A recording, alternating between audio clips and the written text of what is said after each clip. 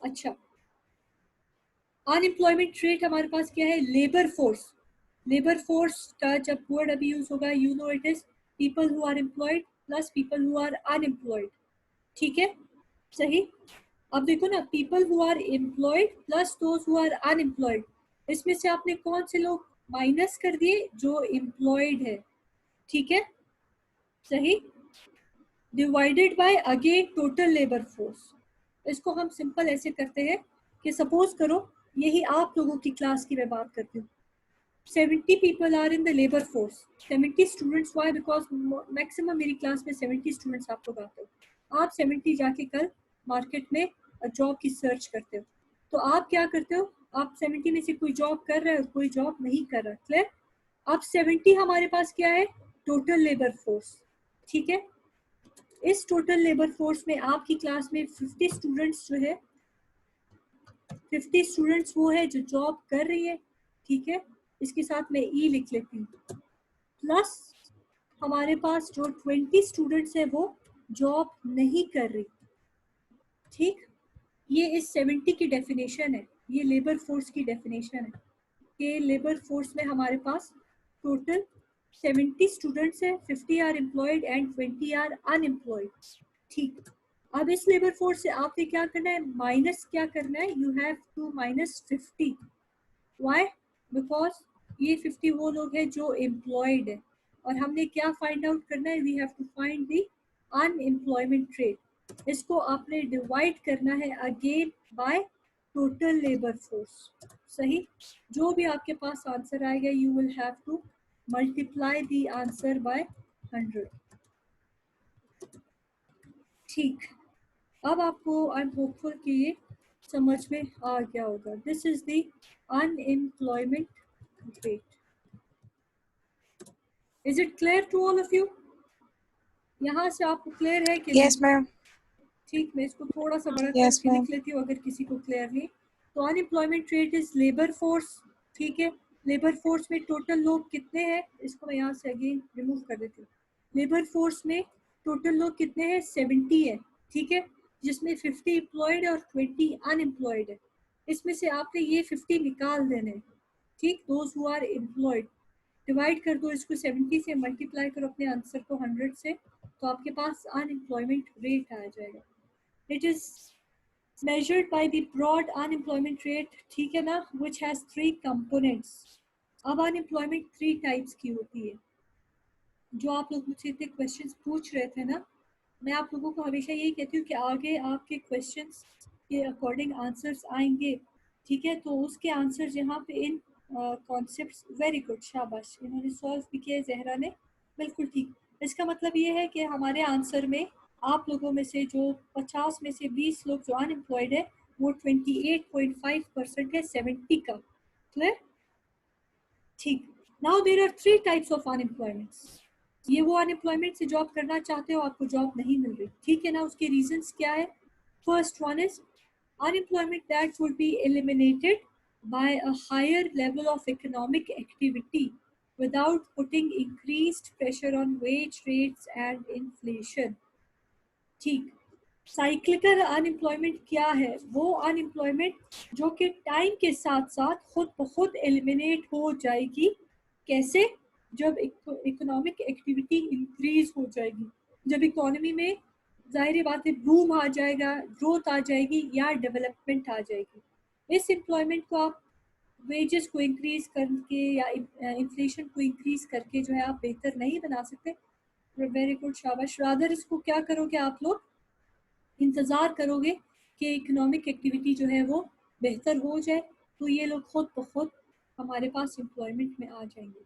Again simple words में अभी इसको एक्सप्लेन करती हूँ, इस डेफिनेशन को साइड पे रखें। कभी कभार अनएम्प्लॉयमेंट उन लोगों की भी होती है, ठीक है, जो कि इकोनॉमिक कंडीशन की वजह से लोगों को जॉब्स नहीं मिलती।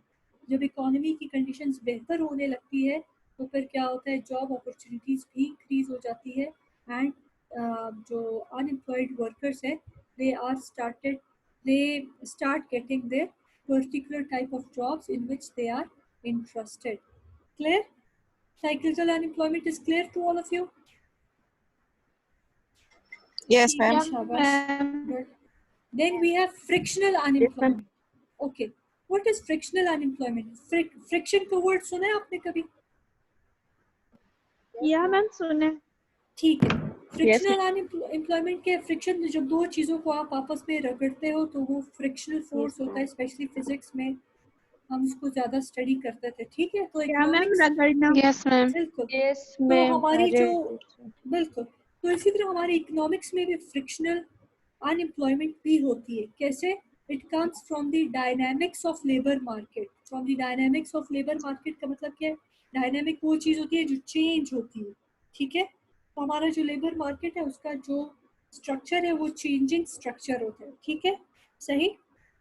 It comes from the dynamics of labor market as changing labor force participation, ठीक, and employment opportunities mean that it takes time to match job openings with job candidates. कभी कभार कुछ टाइम के लिए हम अनएम्प्लॉयड इसलिए होते हैं क्योंकि हमें हमारी चॉइस के मुताबिक जो है जॉब नहीं मिली होती। जैसे ही हमें अपने चॉइस के मुताबिक जॉब मिल जाती है तो हम क्या करते हैं, एम्प्लॉयड हो जाते हैं। So therefore, sometimes people are unemployed due to frictional unemployment. They are searching for their own particular type of job, especially skills. इसमें skills भी आती है, डिग्री भी आती है, ट्रेनिंग्स आती है और एजुकेशनल बैकग्राउंड आता है, डिफरेंट चीज़ें आती हैं। ठीक है ना? तो जब तक आपको आपकी अपनी जॉब आपको अपनी स्किल्स और डिग्री के अकॉर्डिंग जॉब नहीं मिलती, तब तक आप अनएम्प्लॉयड होते हो। और इस अनएम्प्लॉयमेंट को कहते हैं फ्रिक्शनल अनएम्प्लॉयमेंट। वो रगड़ जब तक ये नहीं मिलती आपके और आपके जॉब सर्च के अकॉर्डिंग, तब तक आप अनएम्प्लॉयड होते हो। And then we have another, that is structural unemployment. ये तो सबसे simple, it reflects the differences in labour force characteristics, ठीक है, and employment opportunities as the structure of economy changes. Economy का स्ट्रक्चर जो है वो चेंज होता है। ओके अरूबा हाशिम, मैं आपको बाद में समझा दूंगी। ठीक है, सही। What is structural unemployment? Economy का सिस्टम जो है वो भी कभी कभार चेंज होता है। अभी हम लोग जो है एग्रीकल्चरल इकोनॉमी है, लेकिन Pakistani economy is trying to shift towards the industrial economy, जिस पे टाइम लगेगा। तो ये स्ट्रक्चरल चेंज आ रहा है, इकोनॉमी एक स्ट्रक्चर से दूसरे स्ट्रक्चर की तरफ शिफ्ट हो रहा है। ठीक है, तो यहाँ पे जो लोग अनएम्प्लॉयड हो जाते हैं वो स्ट्रक्चरल अनएम्प्लॉयमेंट की वजह से होते हैं। वाई? बिकॉज यहाँ के लोग, सपोज करो हमारे इलाके ऐसे, सपोज करो, ठीक है, मे भी आप लोग इसे एग्री करो, मे भी डिसएग्री करो, but it is just an example. Okay, यहाँ पे लोग ज़्यादा खेती बाड़ी उनको आती है, वो इंडस्ट्रियल काम ज़्यादा बेहतर तरीके से सपोज करो नहीं कर सकते। तो फिर क्या होता है कि अगर इकोनॉमी में जो है उस इंडस्ट्रियल सेक्टर्स को बूम देना है, तो उस इंडस्ट्रियल सेक्टर के लिए हमें अच्छे से मैनेजमेंट के, कॉमर्स के और इकोनॉमिक के स्टूडेंट्स चाहिए। थोड़ा सा टाइम लगेगा कि वर्कर्स जो है वो इस एक्टिविटीज़ में या इन स्किल्स को अडॉप्ट करें, इंडस्ट्रियल स्किल्स को। तो तब तक जो है वो वर्कर्स अनएम्प्लॉयड होंगे जब तक कि उनको वो पर्टिकुलर स्किल्स नहीं मिलती जो कि इंडस्ट्रियल ऑर्गेनाइजेशंस को चाहिए होती है to produce goods and services. तो this is just one example of structural unemployment. एक second Maria, there can be other examples as well. Okay Maria, ask. मैंने ये पूछना था कि जैसे अगर हम 30 to 40 years बैक जाए तो जब नया नया सॉफ्टवेयर आया था, ये माइक्रोसॉफ्ट ऑफिस आया था ना, तो ये जितने भी एम्प्लॉय थे उनको मतलब कंपनी की रिक्वायरमेंट थी कि उनको मतलब पावर पॉइंट में अपना प्रेजेंटेशन तैयार करना था, लेकिन जो पुराने एम्प्लॉयज थे वो नहीं कर सकते थे। तो यहाँ हम उसकी एग्जाम्पल ले सकते हैं। बिल्कुल बिल्कुल, स्ट्रक्चरल अनएम्प्लॉयमेंट या एम्प्लॉयमेंट की एग्जांपल सिर्फ एग्रीकल्चर और इंडस्ट्रियल सेक्टर नहीं, एक यूनिवर्सिटी के अंदर सारा सेटअप अगर चेंज हो जाए, ठीक है ना, सही, तो तब तक आप दूसरे जो सपोज करो टेक्नोलॉजी को इंट्रोड्यूस करें जैसे आप बोल रहे हो, तो उस टाइप के वर्कर्स को लाने के लिए उनको वो डिग्री या ट्रेनिंग, ज़रूरी नहीं है कि डिग्री, वो पर्टिकुलर ट्रेनिंग जब आप दोगे तब तक थोड़ा सा टाइम लगता है लोगों के एम्प्लॉय होने में। तो बिल्कुल आपकी एग्जांपल बिल्कुल सही है, दे आर ऑल्सो एम्प्लॉयमेंट काम। अच्छा, अपना माइक ऑफ कर दो, ठीक है। Employment rates provide a different perspective on labor market conditions because they are not affected by changes in participation rate. अभी आप लोग कंफ्यूज मत होना, यहाँ पे हम एम्प्लॉयमेंट रेट की बात कर रहे हैं, अनएम्प्लॉयमेंट रेट की बात नहीं कर रहे। अभी तक पार्टिसिपेशन रेट, ये जो पीछे की स्लाइड्स है वो क्या बता रहे थे हमें कि पार्टिसिपेशन रेट जो है वो अनएम्प्लॉयमेंट रेट की वजह से चेंज होता है, ठीक है, सही। लेकिन अब एम्प्लॉयमेंट रेट क्या है? Employment rates, they provide a different perspective on the labor market conditions because they are not affected by changes in the participation rate, which can change the unemployment rate. तो अगर मैं आप लोगों से simple बोलूँ कि what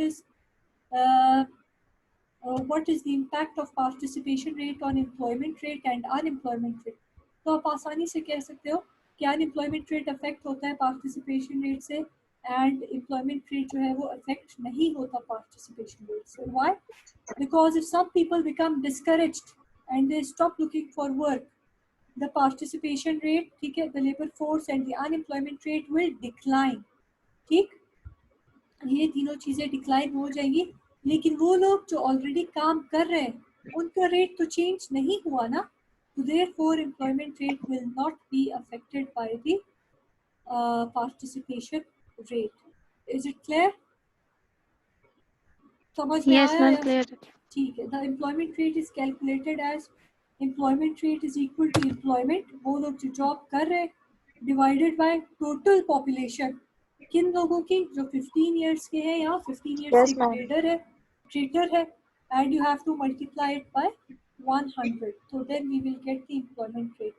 100 से क्यों मल्टीप्लाई करना है? बिकॉज हमने परसेंटेज वैल्यू परसेंटेज निकालना। Percentage मैम ये निकालना। पॉपुलेशन जो 15+ ईयर्स की लिखी हुई है, तो पॉपुलेशन मतलब अगर हम किसी जॉब के लिए अप्लाई कर रहे हैं और हमारे साथ और कितने पार्टिसिपेंट्स अप्लाई कर रहे हैं कि वो पॉपुलेशन है। पॉपुलेशन नहीं, पॉपुलेशन सारी पॉपुलेशन है, ठीक है, तमाम पॉपुलेशन जो 15 साल या उससे बड़े हैं, ठीक है, जिनकी एज 15 इयर्स या उससे ज्यादा है, उनमें से कौन लोग जॉब कर रहे हैं, कौन लोग जॉब नहीं कर मैम रहे। एम्प्लॉयमेंट के लिए हम पूरे पॉपुलेशन को कैलकुलेट करेंगे। हाँ, जो 15 इयर्स एंड उससे ग्रेटर है, 15 इयर्स से कम वाली नहीं, ठीक है, ओके मैम। सही। इसमें मतलब पॉपुलेशन में तमाम लोग आ जाते हैं, जो जॉब कर रहे हैं, जो जॉब नहीं कर रहे, जो जॉब नहीं कर रहे लेकिन जॉब को सर्च कर रहे, ठीक है, सही, यानी कि हर तरह के लोग इसमें आ जाते हैं। तो एम्प्लॉयमेंट को इस पूरी पॉपुलेशन से डिवाइड करो और 100 से मल्टीप्लाई करो, you will get employment rate. अब अगर आपको ये क्लियर है तो फिर हम नेक्स्ट टॉपिक की तरफ मूव करेंगे और नेक्स्ट टॉपिक जो है वो एंड तक हमारे पास जाएगा, ठीक है। Is it clear? Yes, ma'am. Yes, ma'am. Yes, ma'am. Yes, ma'am.